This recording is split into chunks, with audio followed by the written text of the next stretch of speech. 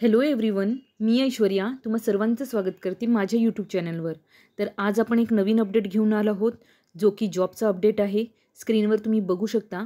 Parbhani DCC बँकमार्फत ही पदभरती घेण्यात येणार आहे आणि त्याचंच आपण आज पूर्ण डिटेल नोटिफिकेशन जाणून घेणार आहोत. कोण इलिजिबल आहेत, एक्झाम फी काय लागणार आहेत, एक्झाम पॅटर्न काय असणार आहेत, कुठले कुठले पदं आले आहेत, यांची सविस्तर चर्चा आपण आजच्या आपल्या व्हिडिओमध्ये करणार आहोत. चला तर मग व्हिडिओला सुरुवात करूया. तुम्ही स्क्रीनवर बघू शकता. इथे ऑनलाईन रेजिस्ट्रेशनची डेट दिलेली आहे. ऑनलाईन रेजिस्ट्रेशन तुम्ही 25/11 पासून करू शकता, ठीक आहे. आणि ऑनलाईन टेस्टची डेट आणि कॉल लेटर डाउनलोड करण्याची तारीख, हे सगळ्या तारखा ते कन्वे करतील नंतर मेल थ्रू किंवा वेबसाईटवर त्यांच्या पब्लिश करतील त्या सगळ्या गोष्टी, ठीक आहे. पुढे आपण बघून घेऊया कुठले पदं आहेत, ठीक आहे. पहिलं जे पद आहे ते लॉ ऑफिसरचं आहे.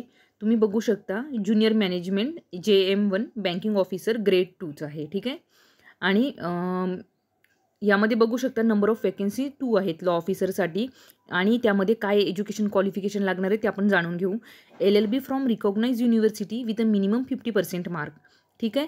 पोस्ट क्वालिफिकेशन वर्क एक्सपिरियन्स इथे रिक्वायर्ड आहे. म्हणजे कमीत कमी तुम्हाला 2 वर्षाचं एक्सपिरियन्स असणं बँकिंग सेक्टरमध्ये आवश्यक आहे, ठीक आहे.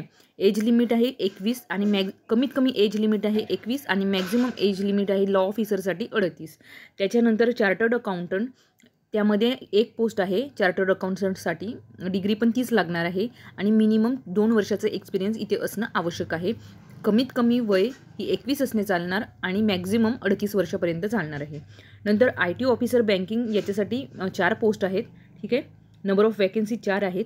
आणि IT ऑफिसर म्हटल्यानंतर इथे BE म्हणजे टेक्निकल डिग्रीची आवश्यकता आहे. BE computer science, BTech in computer science, BE in electronics and telecommunication देखील चालणार आहे.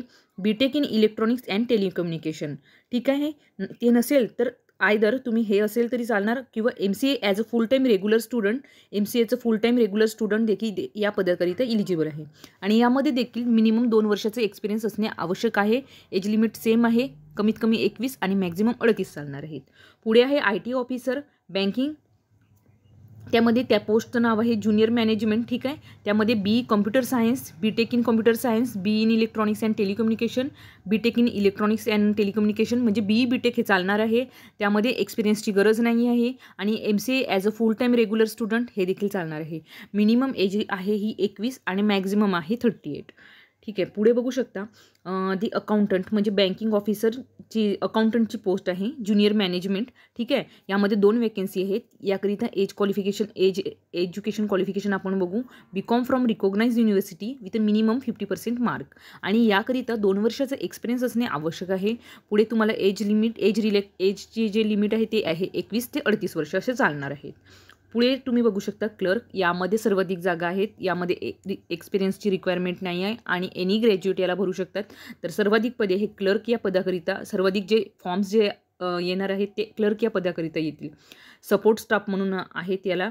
क्लर्क स्टेनोग्राफरसाठी 1 जागा आहे आणि क्लर्कसाठी 129 जागा आहे. आणि एज लिमिट 21 ते 38 एवढी ठरलेलीच आहे, ठीक आहे. आता आपण याचं एज्युकेशन क्वालिफिकेशन बघू. Graduation from any recognise university with minimum 50% mark. Candidate having a degree in computer science, BCA असेल तरी चालेल, BSc कॉम्प्युटर असेल तरी चालेल, or any engineering branch with minimum 50% mark असणं आवश्यक आहे. 50% मार्क असणं तुम्हाला आवश्यक आहे, ठीक आहे. Stenographer should be possess a examination of a stenographer, ठीक आहे. अशा प्रकारे तुम्हाला सांगितलं आहे की एनी ग्रॅज्युएट आहे, क्लर्कचं पद आहे, परभणी जिल्ह्याचं आहे DCC बँकमार्फत. तर तुम्ही परभणी जिल्ह्याचे आहे तर तुम्हाला आवर्जून भरायचं आहे. कारण की परभणी जिल्ह्यावाल्यांना, जे परभणी आणि हिंगोली जिल्ह्यातले जे लोक आहेत त्यांना सर्वाधिक प्राधान्य म्हणजे 70% प्राधान्य दिले आहे. ते पुढे पॉईंट आपण जाणून घेणार आहोत. तत्पूर्वीच मी तुम्हाला हे सांगितलं आहे.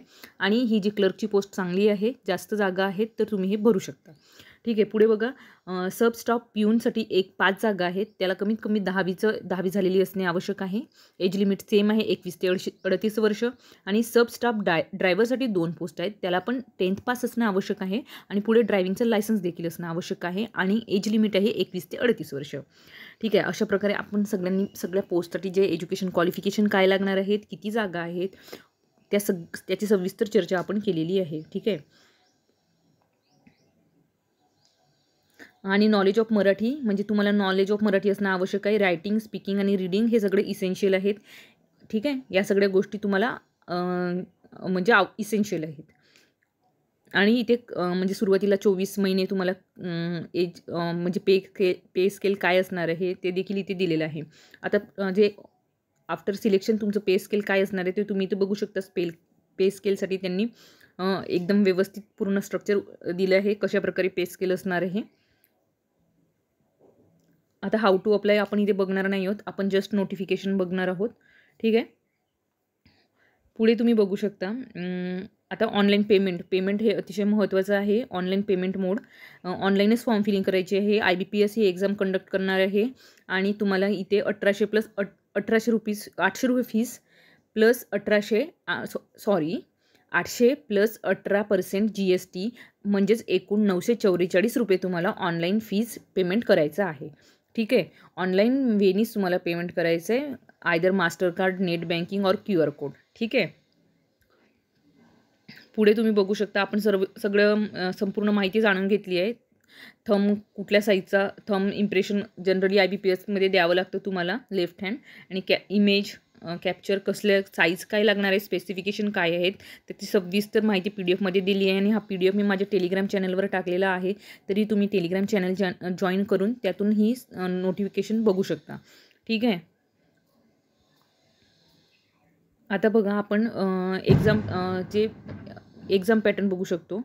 जे मिडल मॅनेजमेंट आहे, बँकिंग ऑफिसर ग्रेड 1साठी जे पोस्ट आहे त्यासाठी सब्जेक्ट ऑफ नॉलेज 50 क्वेश्चन राहणार आहे 100 मार्कासाठी. Reasoning 25 question 25 मार्कांसाठी. इंग्लिशचे 25 क्वेश्चन राहतील 25 मार्कांसाठी. जनरल अवेअरनेस आणि स्पेशल रेफरन्स टू बँकिंग म्हणजे जे बँकिंग अवेअरनेस असते त्याबद्दलचे क्वेश्चन राहतील 25 मार्कांसाठी आणि 25 मार्कच असणार आहेत, 25 क्वेश्चन असणार आहेत. क्वांटिटेटिव्ह ॲप्टिट्यूडसाठी 25 क्वेश्चन आणि 25 मार्क. अशा प्रकारे 150 क्वेश्चन राहतील आणि 200 मार्कांकरिता ही एक्झाम होणार आहे. आणि एक्झाम ही इंग्लिश माध्यमातूनच होणार आहे. आणि ज्युनियर मॅनेजमेंट जे बँकिंग ऑफिसर 2 आणि जे क्लर्कचे पद आहे, जो महत्त्वाचं पद आहे आपलं, त्याच्यासाठी जे सब्जेक्ट ऑफ नॉलेज 50 क्वेश्चन असणारे. रिझनिंगचे 50, इंग्लिशचे 50 क्वेश्चन. जनरल अवेअरनेस आणि बँकिंग अवेअरनेस, जनरल अवेअरनेस म्हटलं तरी चालेल म्हणजे 25मध्ये दोन्ही मिक्स असतात. जनरल अवेअरनेस प्लस बँकिंगचं अवेअरनेस असतो, ते एकूण मिळून 25. क्वांटिटेटिव्ह ॲप्टिट्यूडचे 25 क्वेश्चन राहणार आहेत, टोटल 150 मार्क. ठीक आहे.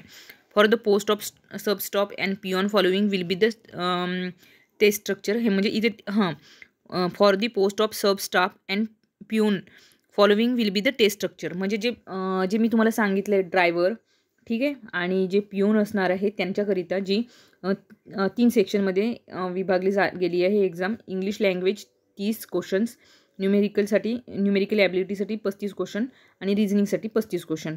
अशा प्रकारे 100 क्वेश्चन्सची हे एक्झाम होणार आहे.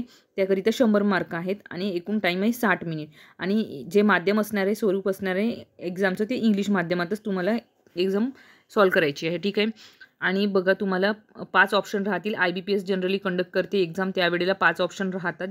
आणि there will be a penalty for a wrong answer. 0.25% mark तुमचे रिड्यूस होणार आहेत. ठीक आहे. जर निगेटिव्ह मार्किंग आहे म्हणून काही तुक्के मारून तुम्ही येऊ शकत नाही. तर चांगल्याने अभ्यास करून सिरियसली तुम्हाला एक्झामचं प्रिपरेशन करून तुम्हाला द्यायचं आहे. Test will be only in English language. ठीक आहे.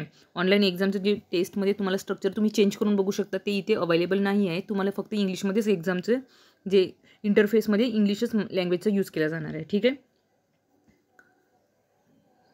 अशा प्रकारे आपण बघितली आहे DCC बँकेची जी नोटिफिकेशन आहे ती आपण बघितली आहे.